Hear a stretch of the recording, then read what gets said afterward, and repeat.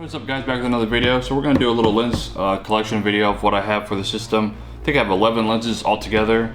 So I'm going to break it into 3 categories. I'm going to break it into native mount lenses, adapted Canon lenses, and then vintage lenses. I still got a lot more lenses on the list I want to get, but these are what I have so far. The only lens that's not going to be in the video is the 2.5 14mm that's on the GH5 right now. So hopefully the audio and the autofocus is pretty good. But we're just going to bring you in for a closer look at these lenses, and then we're just going to kind of go each one and then kind of discuss why I have each one. Basically for car photography, but I use them for making videos for YouTube and other types of photography as well, and videos. So we're just going to go ahead and cover these. And of course we got more on the list to grab for next year, but we're just going to go ahead and go over what I have now. And yeah, let's get into it. Okay, so like I said, the first thing we're going to go over is the Micro Four Thirds mount lenses. I have basically no zoom lenses. Everything I have is a prime lens. It's kind of just what I fell into. I do want to get some zoom lenses in the future, like probably like the 12 to 35 or 12 to 60 or whatever, because I don't have any at all, and maybe the 35 to 100. But for now, these are all the lenses that I have for the system. First up, we got this TT Artisans 50mm 1.2. Like I said, I just got this probably about 3 or 4 months ago, and I am shooting a video review for it. I shot some videos yesterday. I'm not sure why it's not focusing. This 14mm is not great at focusing at all. But like I said, we just had this for about 3 or 4 months, and I just wanted to go ahead and shoot a video for it, for like photos and videos. I have not shot too many videos with it. I basically just shot some car shots with it, of my own car and a friend's car. But that front element looks really sexy, nice and big. When it comes to depth of field, this definitely gives you a lot of depth of field, like I'll show you in these little clips right here. I was just filming stuff yesterday while it was raining, and you can get some super shallow depth of field. Obviously, the complaint with Micro Four Thirds cameras is you don't really get that much subject separation, so of course this is going to help out if you have 1.2 lens. But yeah, this is a pretty cheap lens. I think I paid like 80 bucks for it, and pretty happy with it overall. Super smooth focus ring. Really like how smooth it is, especially for video. It's got the aperture on the front. It's got a clickless, or it's got a click aperture because it is a photography lens. Really smooth, and it's not too bad open, wide open as well. Now, we have another TT Artisans lens. Let's see if it's gonna focus this time. We just got this one not too long ago. This is the 10mm. I just did a video on this. This is the first video on the channel. This is a TT Artisans 10mm f2. I got this for basically doing drum shots, like doing drum covers. But I have, of course, experimented with other things as well. So I've used it with some car photography, like interior shots and engine bay shots, and I've also used it to, like, this would also be a good thing to use on a gimbal. I have not tried it yet, but I do want to try it this summer. It's got a little filter holder that screws onto the front of it. I think I paid the most amount of money for this one. This was like 180 bucks. Even though they go for about 160 plus tax, so I paid about 180 from Amazon. So that's the second one. Pretty decent lens. I like it. Gives you a little bit different of an aspect if you're taking car photography shots, or if you're doing like a landscape with the car photography. You can get like a big landscape behind it and the entire car in focus, which is something I really like. Chromatic aberration isn't too bad. The only thing I don't really like about the lens is the aperture ring is directly next to the body mount, and it's also super stiff. But other than that, it's really a nice lens for the price. And compared to other ones on the market, like the Laowa 10mm, it's like half price. So yeah, that's the second lens. This is the third lens, which I've had for a while. This is the Sigma 30mm. It's got the little hood on it here. Nice front glass lens element. See if she's focusing. But this is the 30mm, like I said. This was the second one. I first originally bought the 16mm. I'm gonna show you next, but I've used this for car photography a lot. Not as much as the 16, because I just preferred the 16 focal length a little bit better. But this is a really nice sharp lens. I do want to use this for some more video. I haven't really used too much video on it, but that's the second one. Sigma, super sharp at 1.4. Got a nice look. Get the cat back on here. But yeah, this is a really nice lens. I think I paid like 220 bucks for it when I got it. Next up, the last mount. The last lens is directly for the mount. And unfortunately, I just found out this lens is broken. I was having problems with it focusing. Like for some reason, it was only focusing on, let's take this cap off. This is definitely my favorite lens for Micro Four Thirds, hands down. Like I said, the 16mm f1.4. This has been my most used lens. I've used it for vlogs. I've used it for all my talking head shots, basically. And this is like the most useful lens on the system, I think. And it's a super good price. It looks really nice, wide open. But unfortunately, I'm not sure if you could see it, but let's see if we can focus here. The barrel, I think the lens got dropped, so the barrel is higher. So it's like, I think the elements are kind of crooked. So if you see, this side right here is longer than this side because it got smashed, so it either went back or came out. So now I have to either see if I can get this fixed, or if I'm just gonna have to buy another one to replace it, which is unfortunate because like I said, it's my favorite lens. And now I can't use it because it just has a weird effect with the bokeh. I'll show you like a little clip or whatever. But it just makes one side really blurry. Like if you focus on one side, it makes the other side blurry. You focus on the other side, it makes the other side blurry. So that's unfortunate. These lenses are pretty expensive, like 300 bucks. So pretty sad about that.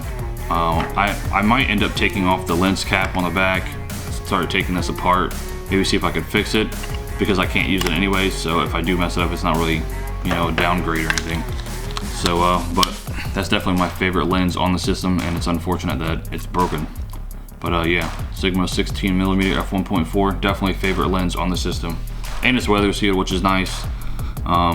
If you guys seen the other video, I'll leave a card. I did like a little video while we were having a storm like last year, and it really looks really nice. But yeah, I've used it for many car photography. I really love doing it for basically portrait shots of wheels, like low angles. I really like those. I'll throw some pictures into that.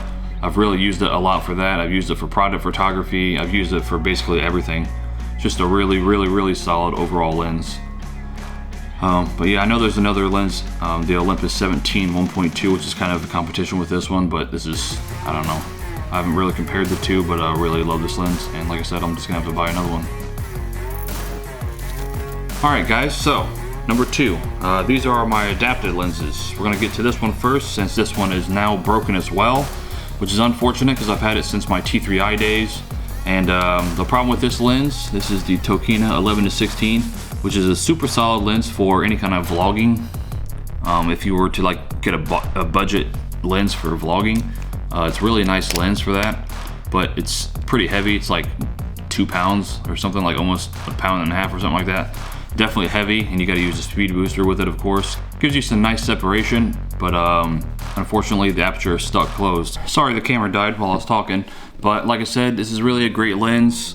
I would definitely recommend this lens for a GH5 or a GH6 or anything like that.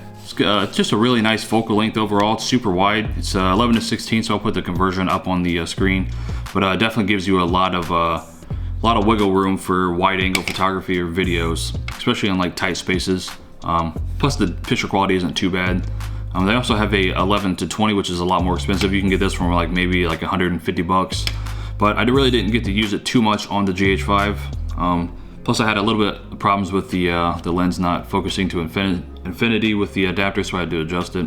So just keep that in mind. But unfortunately, I'm gonna have to buy another one of these. That's why I bought the 10mm, because I needed a wide angle video lens for doing my drum covers. But this was the best thing that I had at the time, and I can't use it anymore. But definitely recommend this piece of kit, especially if you're just gonna be having it on a tripod or gimbal. All right, this is probably my most used lens for car photography when I want a specific look. Take this off. This is an older DSLR lens, but look at this front glass element. This is the Sigma. This came before the Art series. This is the Sigma 50mm 1.2. So you can see that front element looks really nice. I've taken some of my favorite shots of my car with this specific lens. It's just a great lens, especially for when you have it on speed booster. The 1.4 makes it like what, a 0.095 or whatever it is, or a 1.0, and you just really get a lot of background blur and separation, and it gives you a really nice look wide open. When I want to do like a more dreamy type of look, I use this one a lot, and like I said, and yeah, I've had this on a lot of shoots for myself, and I've used it almost exclusively for car photography. I really haven't done much other things with it, but yeah, you just really get a really nice look. So I'm gonna throw some photos up I've taken of mine, of my favorites from this lens, and obviously I don't use any autofocus, I use it all manually, but yeah, internal focusing, so the glass just rays up and down. I think I paid like 200 bucks for this. I ended up selling my Canon 85mm 1.8 at the time, and I bought this for like the same price. It was basically brand new. The dude didn't really use it, but it's just one of my favorite looks. So shooting it wide open for those like dreamy type of looks, and the way I do my edits for those kind of like sunset shots and stuff like that, really enjoy this lens as well. I haven't really used it too much for video, but I do want to kind of use it for some more video. I do want to use this on my my little cage setup, which I'm going to be doing another video for that here soon, just like a little cage setup for the GH5. But yeah, this is the Sigma EX-DG 50mm 1.4 Canon lens. I think it came out in like 2006 or something like that, so fairly old by today's standards. This one I just got a few months ago, which I haven't had the most amount of time to use, but this is the Sigma 30mm. It's the same series. It's also a 1.4 lens. Like I said, I just got this one not too long ago. Probably, I don't know, 4 or 5 months ago. I've only used it a handful of times, but it's really a nice focal length. I just got done shooting some videos for my other channel with it, with a Sin Bloom filter on it, so I'll throw like a video of what that looks like. But basically together with the speed booster, I think it's like a 21mm, which is like a 44.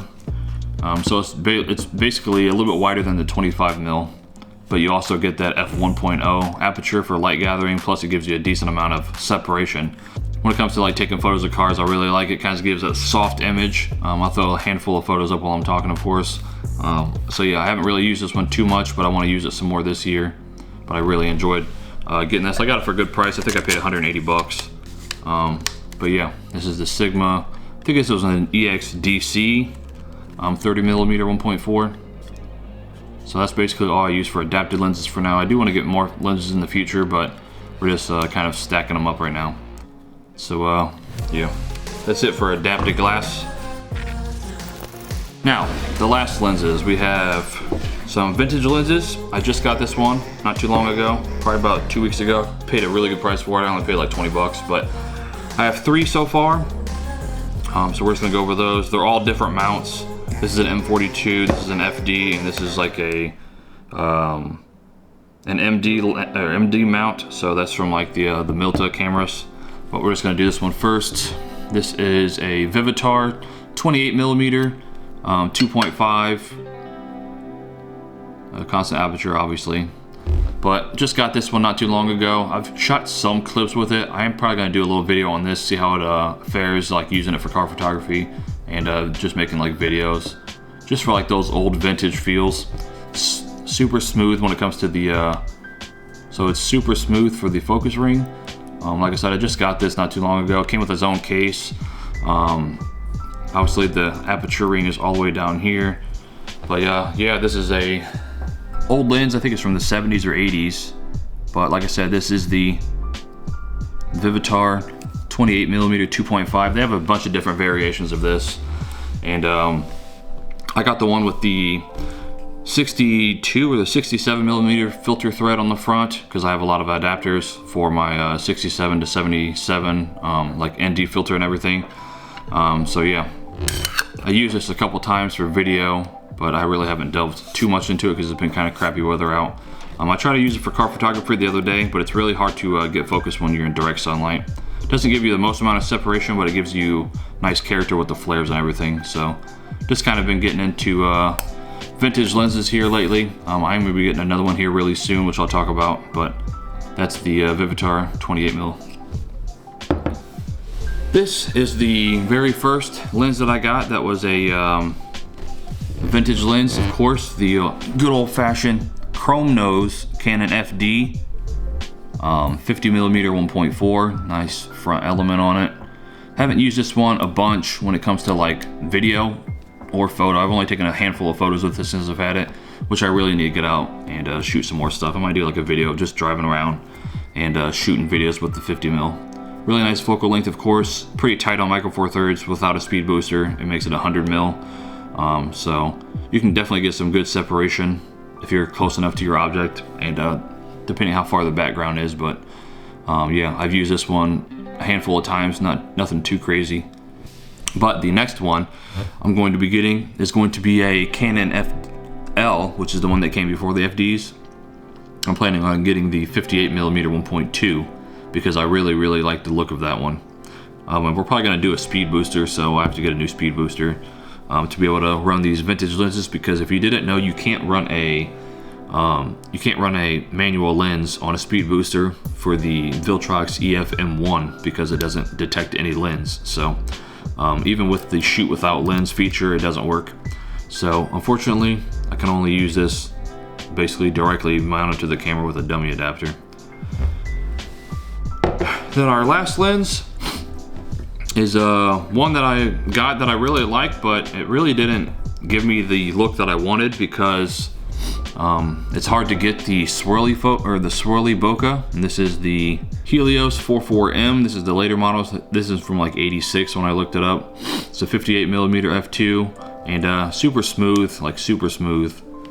Obviously all manual lens, but unfortunately it's hard to get the swirly effect without like a speed booster. Like I've shot with it plenty and I haven't gotten any swirly bokeh whatsoever. So I guess I'm just gonna have to buy a speed booster that I can actually use this with. And then I'll just adapt them all to Canon EF and then just use it straight on the speed booster.